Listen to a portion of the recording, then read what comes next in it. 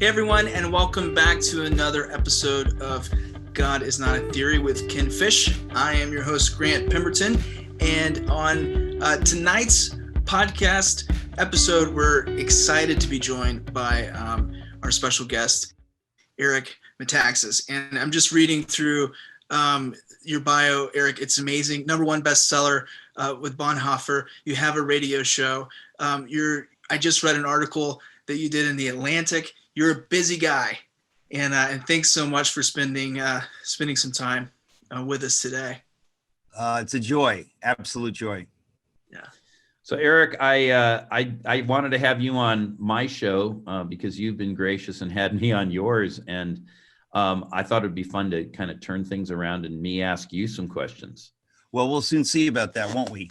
That's right. See how much fun it is. Let's see. That's true. You could be a tough customer. So, first of all, why don't we just start out with something that everybody should know about, but perhaps doesn't. Let's talk for a minute about your newest book that's just come out. And you're in the process of releasing 2 books in a year. How do you do that?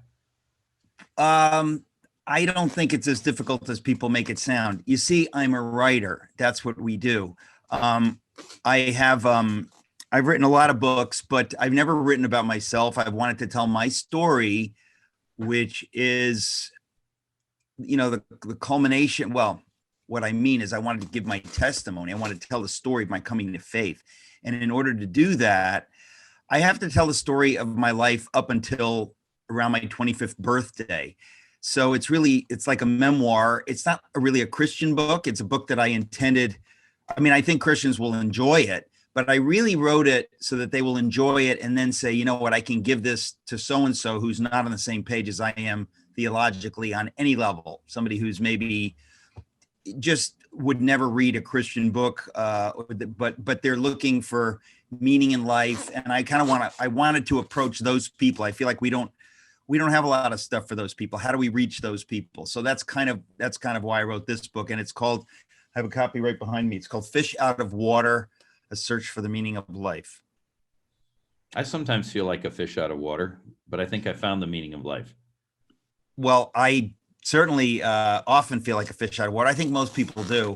But the dream that is the culmination of my story, where Jesus speaks to me in a dream, wraps up the theme of fish out of water. Jesus ends up being the fish out of water. It's an amazing thing that God did. It's utterly miraculous. And I hope that part of the book speaks to people who have been tracking along with the rest of it. Again, maybe not on the same page as we are in terms of the Bible or Jesus, but they're open. And I thought, how do you reach those people? So I tell my story. And then at the end, this is a stunning miracle of God. That is the way God reveals the meaning of life to me. And obviously now I do know what the meaning of life is, or at least, I know enough. Right. Yeah, exactly. So, that's a really good jumping off point for something that I wanted to explore with you.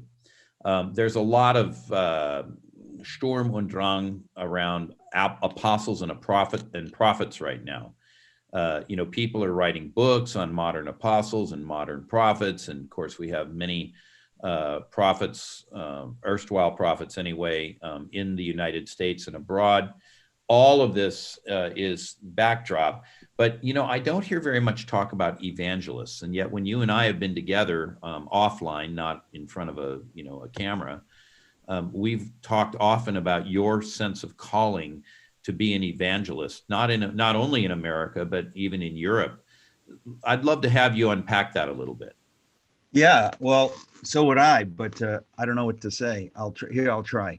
I guess, it depends what you mean by evangelist, right? Because I would love to do straight up evangelism where I'm speaking to a crowd.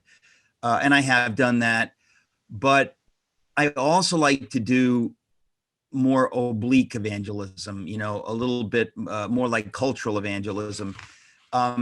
Because I think if you go in for the kill, sometimes people will run away. Yeah. And you have to help them. You have to bring them along so that they can kind of get where you're coming from and get who God is and what the Bible really says. And I think sometimes you can't do that in a message or in a whatever, because some people are just not there. It's going to take a longer time.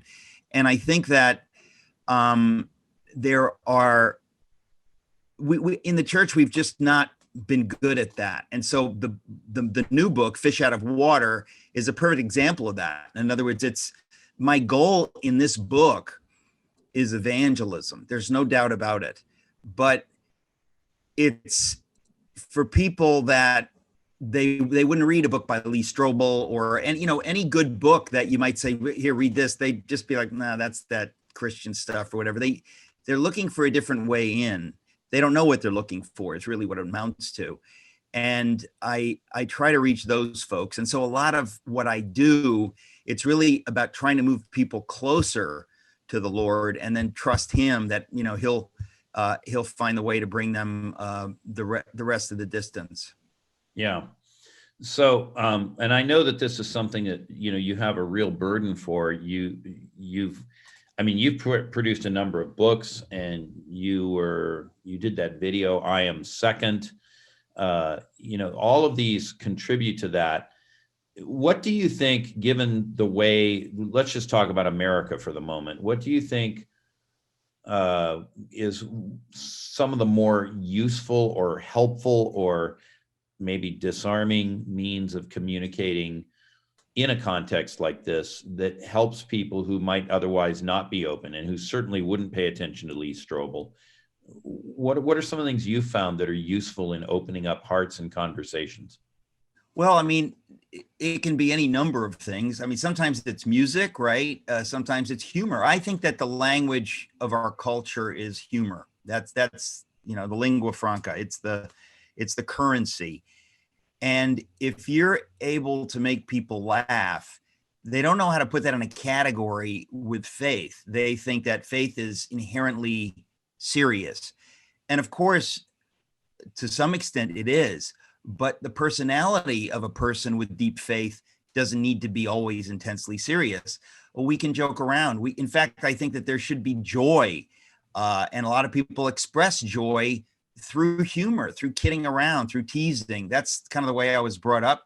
And I think that can disarm people, and it can make them see you as a human being, not just as somebody with a couple of ideas in his head.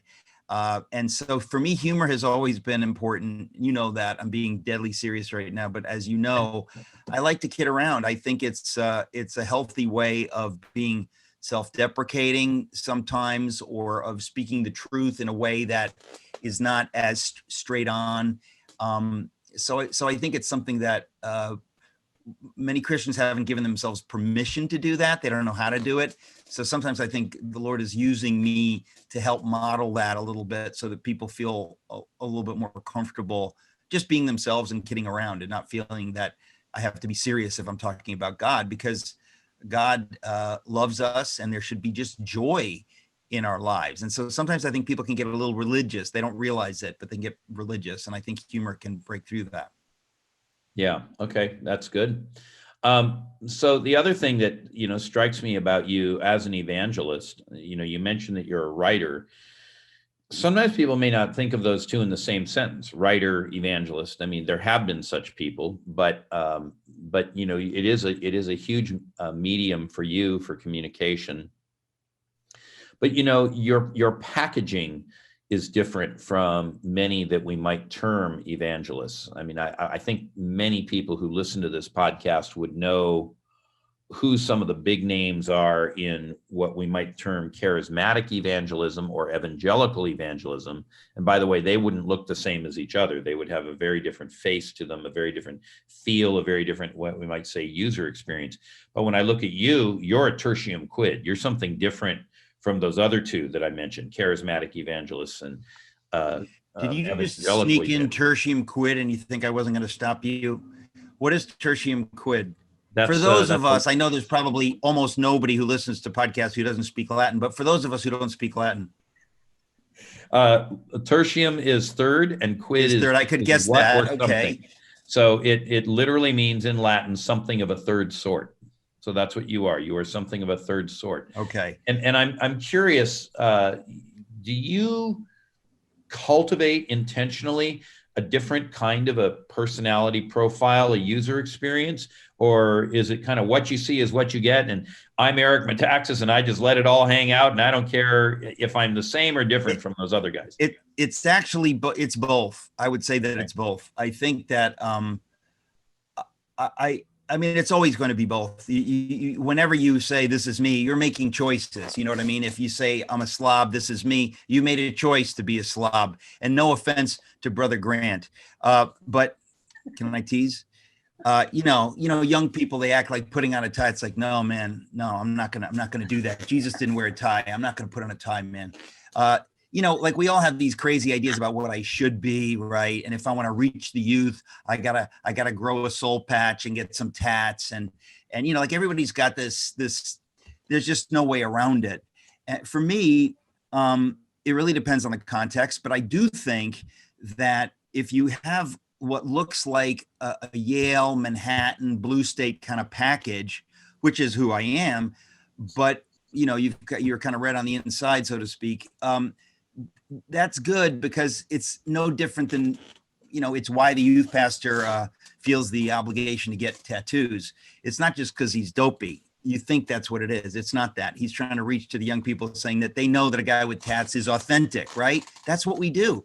And I think that for a lot of people, it's exactly like the missionary thing. You want to help people not let the way you look or how you communicate get in the way. You want to be able to communicate effectively. That's all it really amounts to. And I think that most of it is the Lord, but he gave me the background he's given me growing up in New York and in secular New England, Yale University. You sort of learn the language of the people group that is the cultural elites and the references and all that kind of stuff. And I think that that's something that speaks to people, some people, who are wary of religious types, and they feel like, they're all Southerners with bouffant hairdos or whatever they were in the 80s or 90s. I don't know. But the point is that people have these ideas.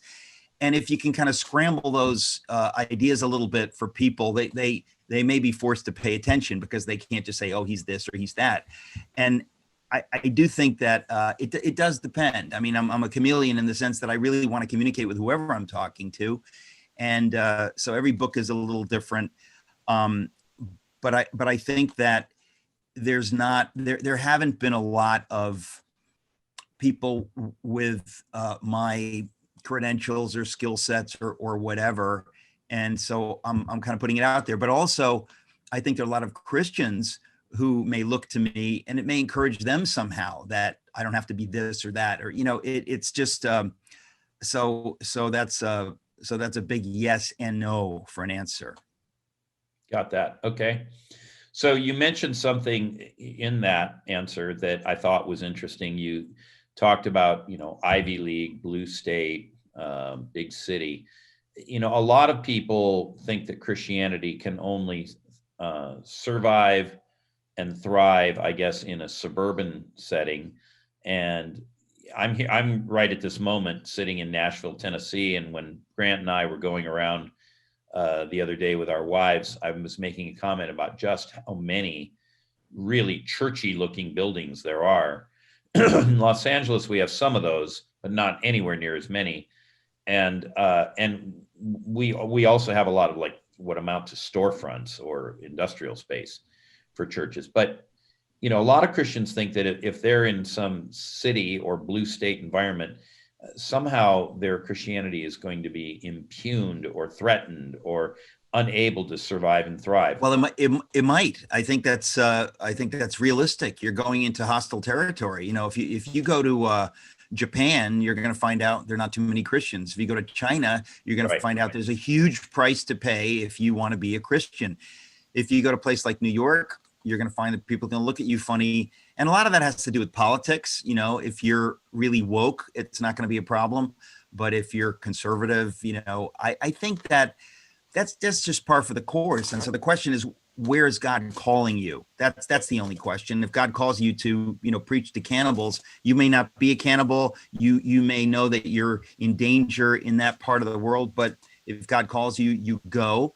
And I think that God's calling on my life and Suzanne, my wife, we're called to New York, at least for the time being, for quite a while. But it's just, I think you have to know that there are tons of amazing Christians in places like New York. Now you just have to find them. You have to find the right churches, but and there aren't a ton, especially in these kind of crazy times where everybody's doing the BLM dance, which is kind of pathetic because I think Marxism is evil.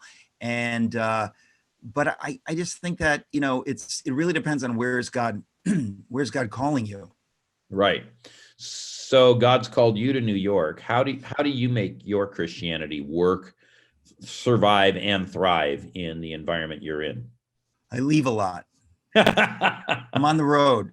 No, I was just in Chino Hills preaching at Jack Hibbs' saw that, yeah, church, and it was what an amazing experience. Well, that's kind of like people think like, hey, California, there's no Christians in California. Well, if you go to Jack Hibbs' church, you'll see there's just a couple. But I think that if you have to figure out really what works for you. For me, the reason I'm here is because, as I said, I met Suzanne here, and her family is like an hour and 20 minutes, down in the Jersey direction. My parents are now in 20 minutes up in the Connecticut direction, and we're sort of equidistant.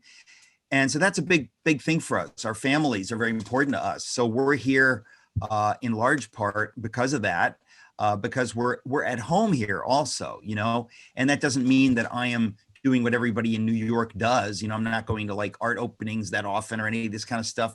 I've gotten very busy, and so I'm writing and stuff. But I don't. We met at Times Square Church, which is an amazing church, and of course, the last year with COVID, it's kind of loony. But that's just an extremely counterintuitive kind of thing for New York City, that there could be this amazing church with people that are really serious about their faith, and then there are places that are more culturally sensitive, Redeemer, or the church we go to, Central Presbyterian. But there's a lot. There's a lot here. Okay, so I think what I'm hearing you say is find what works for you, but know that there's something out there to find if you're willing to seek it. There's tons of stuff. I mean, there's tons of ministry opportunities. There are, there's a Christian college here, the King's College. There's a Christian classical Christian school here, the Geneva School. There's just all kinds of stuff like that, and you have to find it, or you have to want to find it. But there's a ton. So there's no need to abandon our cities is really where this leads. Well, on the contrary, I mean, Tim Keller for years has been preaching that we're supposed to go into the cities because that's where the people are. And if you care about people, it's not just about, hiding. I mean, if it was New York in 1975, you might want to leave the city because who can evangelize if you've been murdered? But the fact is that today it's not like that. And I think that you have to really think about what you want to do with your life. And I think that that's, the part of the problem, obviously, with the church is sometimes we get our theology wrong and we think that being safe is the best thing. Being safe, I'm not one of the people who denigrates that. I mean, I think it's important to have a safe place to raise your kids. And when I say safe, I don't mean just physically safe. I mean spiritually safe.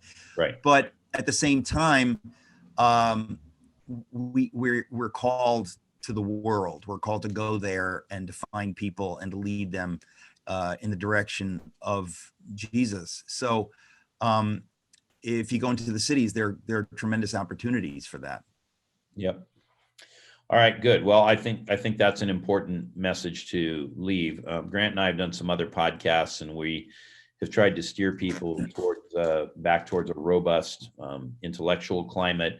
And I certainly agree that we can't abandon the cities, and yet for so long it seems that the church has. So it's a really strong message that I think needs to come out.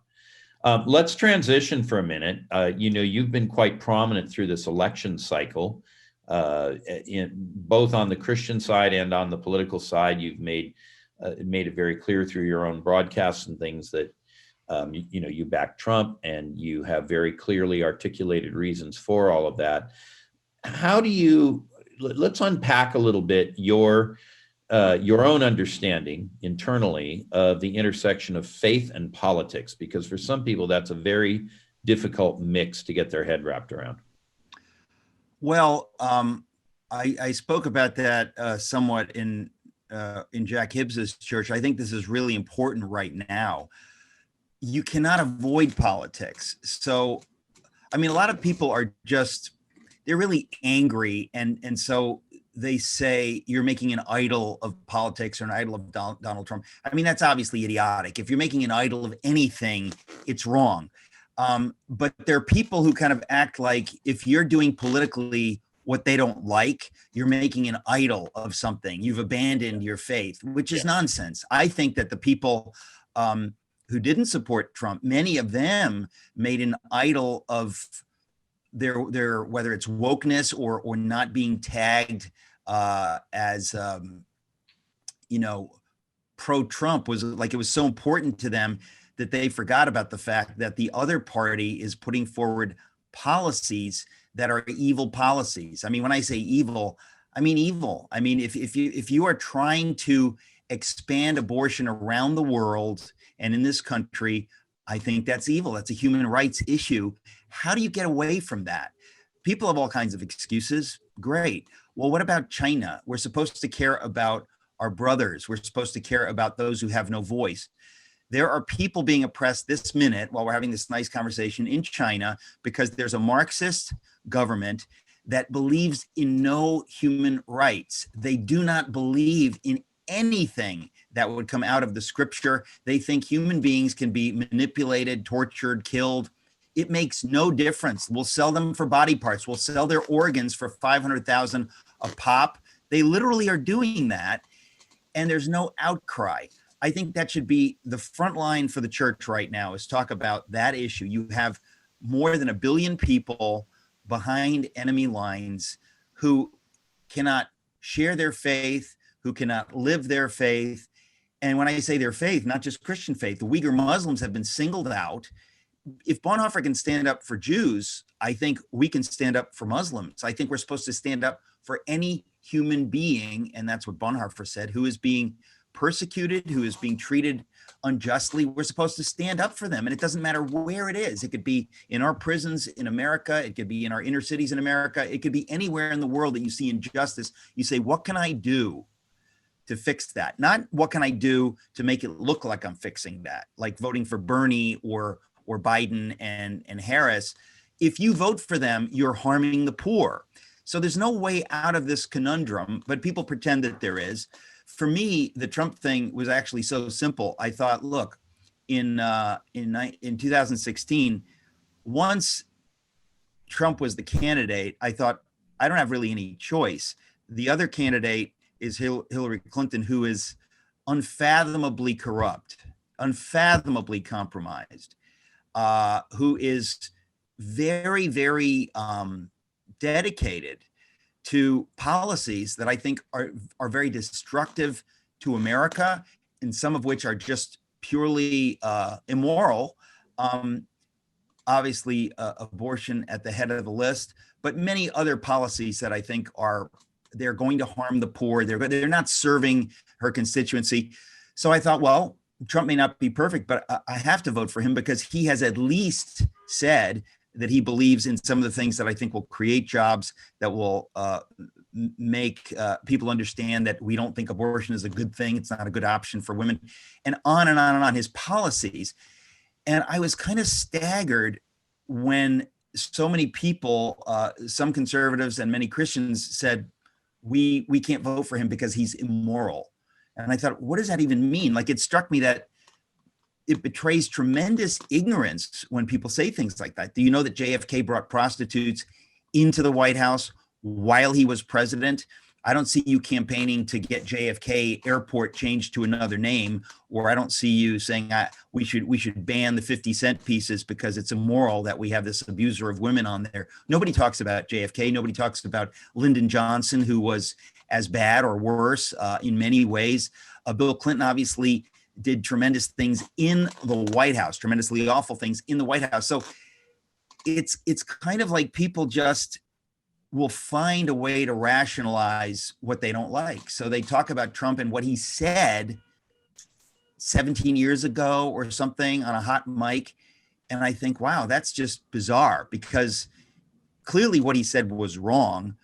I would never debate that. But the idea that what he said on a hot mic, whatever it is, 15 years ago, is going to be the issue, that you're going to say he's this or he's that. And I think, in office, he's been a model father and husband. And it's just bizarre to me that people suddenly act as though we can call him Hitler 2.0 or the devil, and there's very little logic or consistency. There's a lot of emotion, but I think that, when your options are Donald Trump and anybody else in the Democratic Party, I think you're obliged, for the sake of the poor, for the sake of people suffering in China, you're obliged to vote for him and to support him. I don't really get that. The idea that people are just angry that they say he's a liar or whatever. I mean, I've never seen a politician so transparent in terms of telling you what he believes in and then doing it and fighting to get it done. So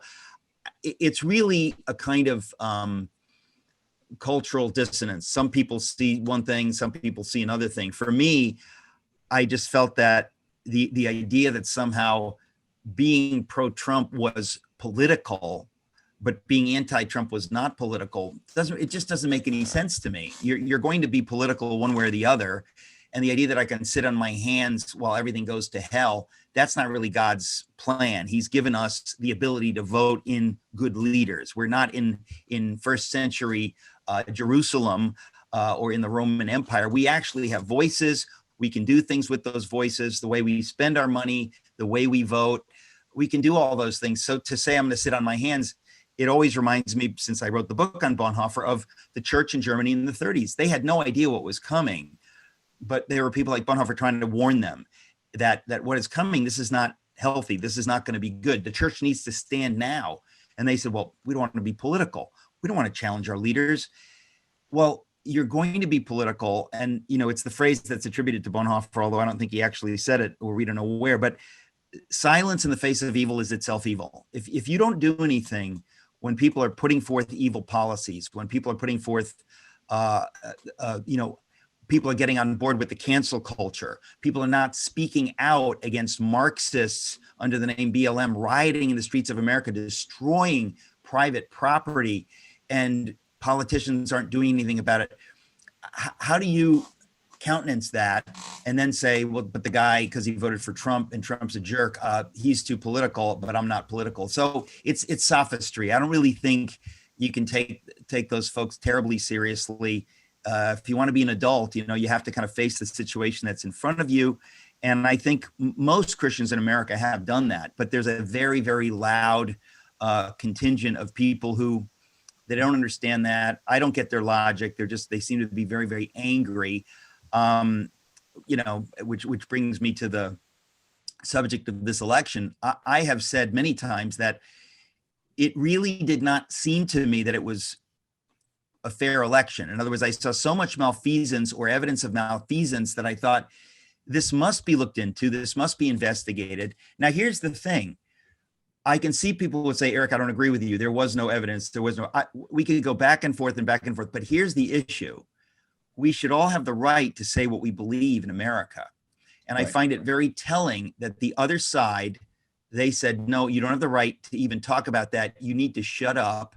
Once you tell me to shut up, I know you probably are guilty. I know you probably are hiding something. I know you're probably afraid to have an open conversation. That tells me all I need to know. If you behave that way and you feel that I want to shut people down, you don't value American values like freedom of speech, freedom of religion. If you don't value those things, I don't know how I can have a conversation with you. We have to value those things. The left has increasingly not valued those things. And that to me is very, very telling. So I've become increasingly more vocal because that sort of behavior is so anti-American and wrong on so many levels. I just won't put up with it. If people don't have the wisdom to at least let somebody else have a say, I can't take them seriously. Right. Everything you said, the thing that I really appreciate about it is so much of political discourse these days, and it's made worse by social media, I think. Although, I don't know, the mainstream media has done a pretty bad job for themselves. Oh, So there's no much of it's question. wrapped up in emotion and not just let me make an argument. And oftentimes you're not even allowed to finish your sentence. And, you are saying, here are the cogent reasons, but, you did say, I was trying to count, and I think it was 4 times through this last little response. You used language like ethics and morals. And I would say that for a lot of people that are Republicans, probably Trump Republicans, although not all Republicans are Trump Republicans.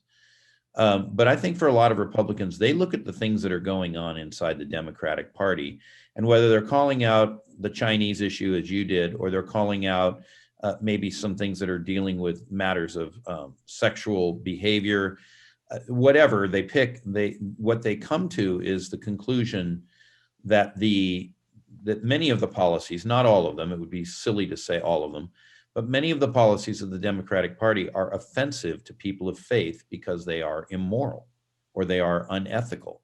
But that language has been stripped from our political discourse. Right. And yet we are called as the people of God to live morally and ethically. I mean, the prophet Micah said centuries ago, he has shown you individually, oh man, what is good and what does the Lord require of you? And to seek justice and love mercy and walk humbly with your God. But at the same time, you're also expected to, live according to a certain regula fide, a rule of faith. That's what that word means, because that honors God and it gives expression to his holiness in the world. How do you think we should introduce that kind of language into common discourse, including political discourse, including churchly discourse, once again? I don't think there's any how. I think you just do it. I think you understand you have a duty to do this. The less people talk about these things, the more difficult they become to talk about. The more we talk about it, look, this is a principle. When the gay rights movement was getting off the ground, they were telling everybody, you need to come out, you need to talk about it. Why? Because there's a principle. When you talk about something, you force people to hear it, and then suddenly it's less jarring to them because people are talking about it. If Christians are hiding our lights under a bushel, that's right, it simply makes it seem like we don't even exist. I think we have to talk loudly and proudly and boldly and humbly about how we see things. And I think we have to trust God that he wants us to do that, period. Secondly, there are probably many, many people longing to hear it. And once you speak it, they're going to say, I was thinking the same thing. I just didn't feel comfortable saying anything. Thank you for saying something. When you start saying that there is no gender or that there are a million genders, I mean, everyone knows that's preposterous. Everyone knows that's preposterous, but they're afraid to say it.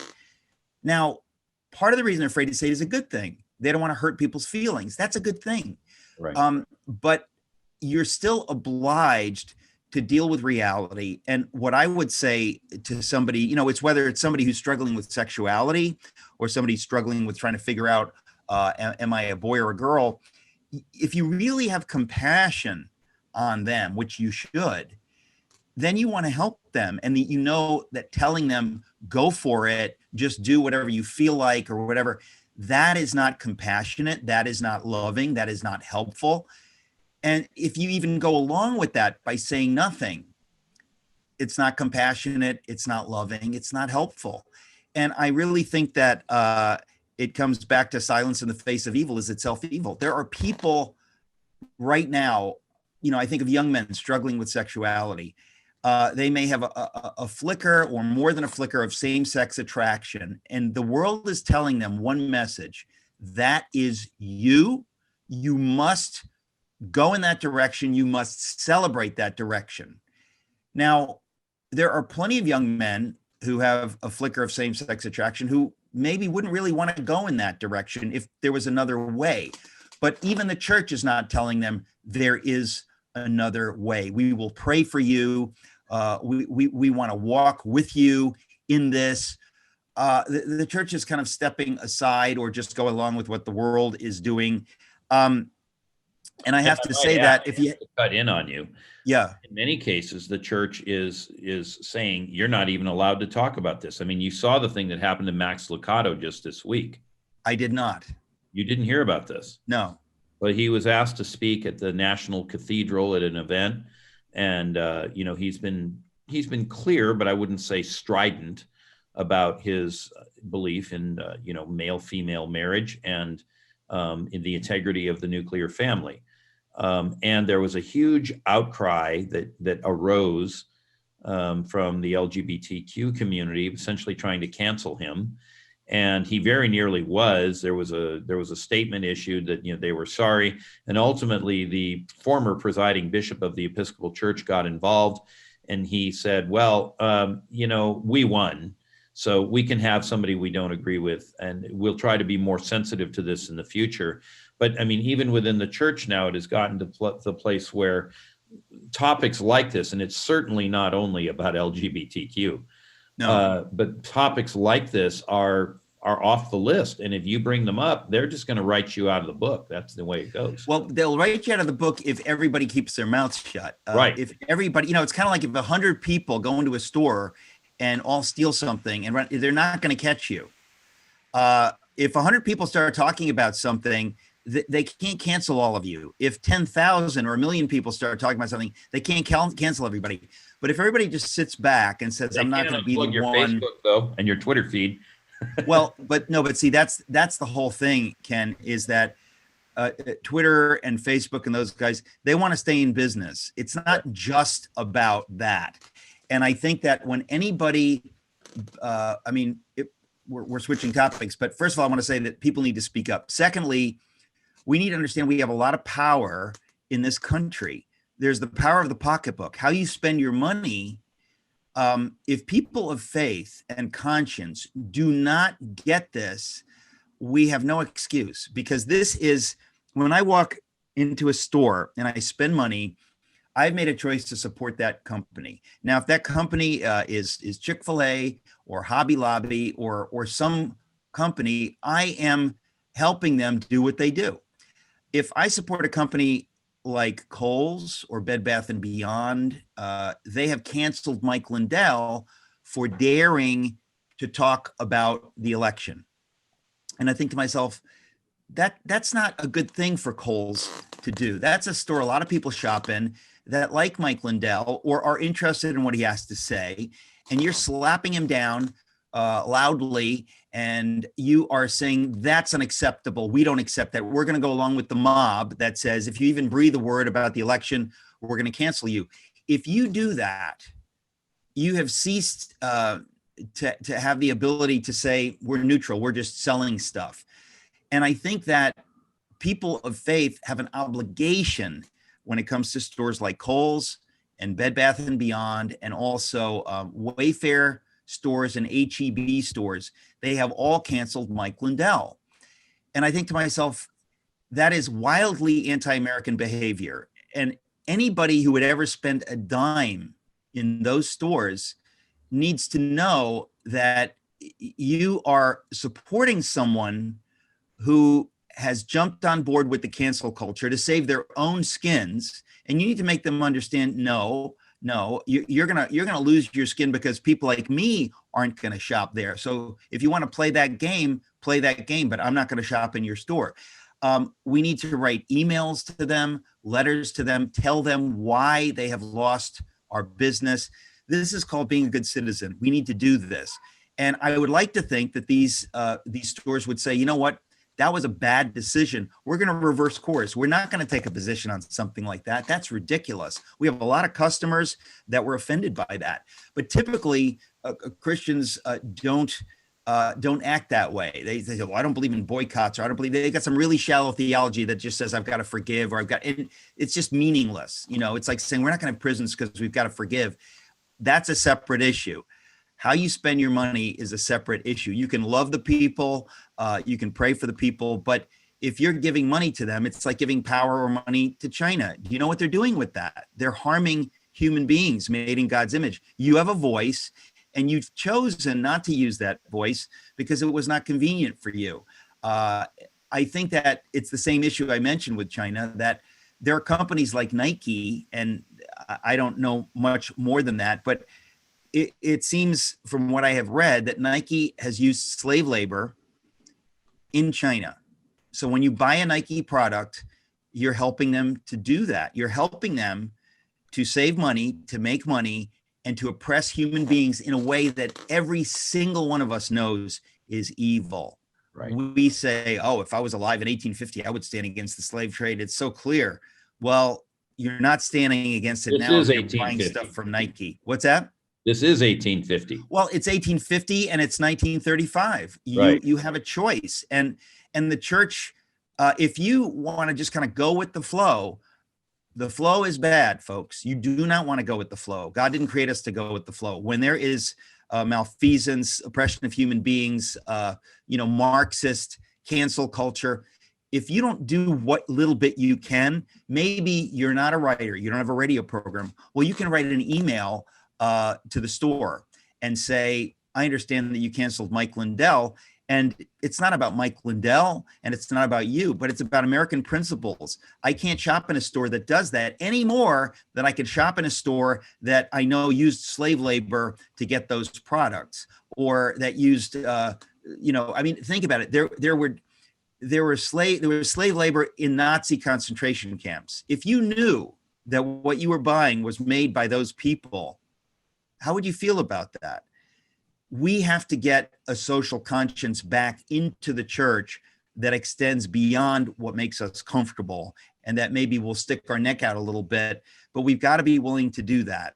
We've got to be willing to do that on every issue, and it's difficult, but the more of us who do it, the more of us will do it. It's just that way. Chuck Colson talked about the spiral of silence, that when people are quiet, it makes it harder for the next guy to speak.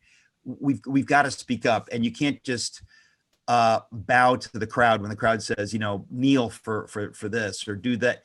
You've got to be able to say, I'm a person of faith.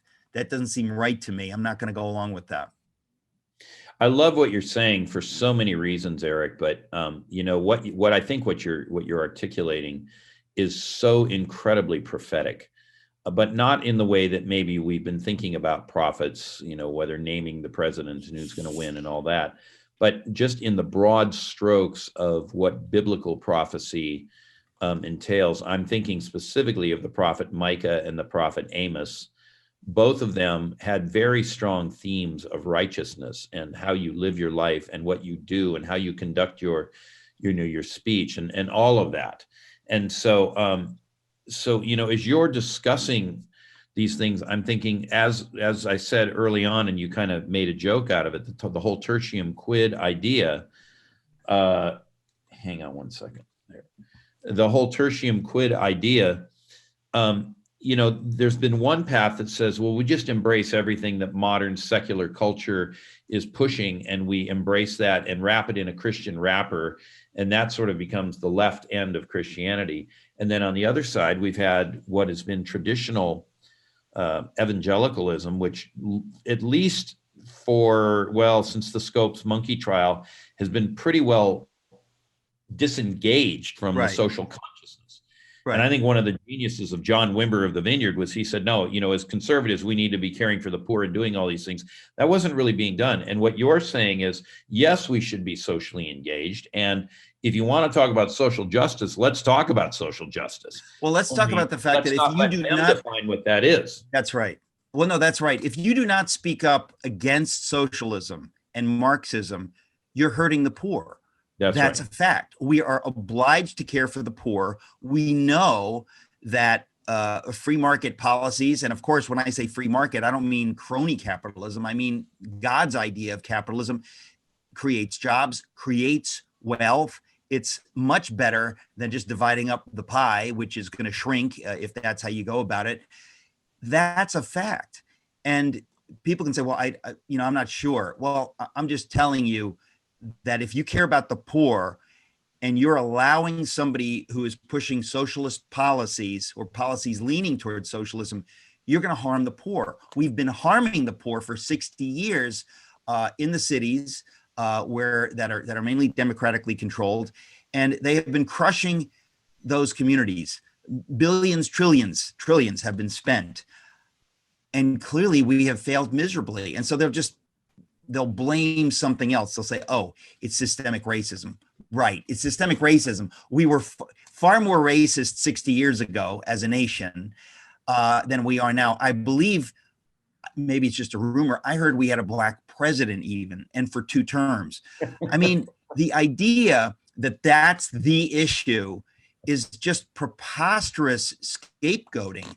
And people have to wise up. And I think that the more people that talk about it, the easier it is. Look, people aren't stupid. If you explain to them socialism hurts the poor, and you don't even have to go into it, but they'll never hear that probably. You have to say, we have an obligation to bless the poor. That is why we have an obligation to speak against socialism. It's why we have an obligation to speak against Black Lives Matter. That organization is Marxist. They want to break up the nuclear family. Most of the values that Blacks in America have are antithetical to BLM. And because of your ignorant and white guilt is moving you to say, well, I don't know. Well, I'm telling you, you have an obligation. Marxism hurts people. BLM hurts Black families. Just because they say they don't, Adolf Hitler didn't say, I'm a bad person, but he was. So you really have to do at least that much homework. But I do think that we have the issue of China is a huge one, and that all kinds of people ought to be able to get behind that. When you have Uyghur Muslims in concentration camps, unspeakable things being done to them, we have unbelievable power in this country. Just the power of the purse. You want us to trade with you, China? We will never trade with you unless you change your human rights policies and show us. If you do, we can talk. If you don't, you're going to die on the vine. You will not get all of this money. We can do that. That's very real. Reagan did it with the Soviet Union, and this is a much greater opportunity. The church should be involved in that because we care about people. We're supposed to care about people. That's a way we can do it. Now, I think, just to interject here, I think this idea of ethical consumption and consumerism as a burden to lay on, I think that is a great point that you don't hear about.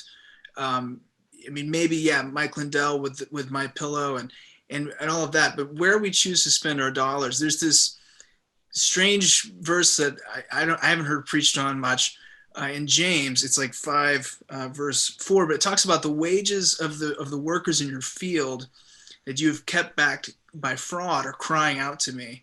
And it makes, I mean, I remember the first time I read that, I started pulling at that thread, and I didn't really want to pull on it because I was reading it on my iPhone, which is being built in China by the slave laborers.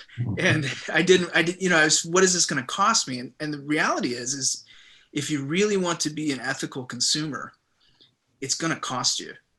And well, you listen, and the issue, Grant, the issue is that you can't get it perfect. Like we don't know enough to say, okay, I'm going to get rid of my iPhone and I'm going to stop banking at that bank and I'm going to do it. I mean, somebody needs to do that homework to help us and to say, well, here's an option. A Bank of America gave up all kinds of private information,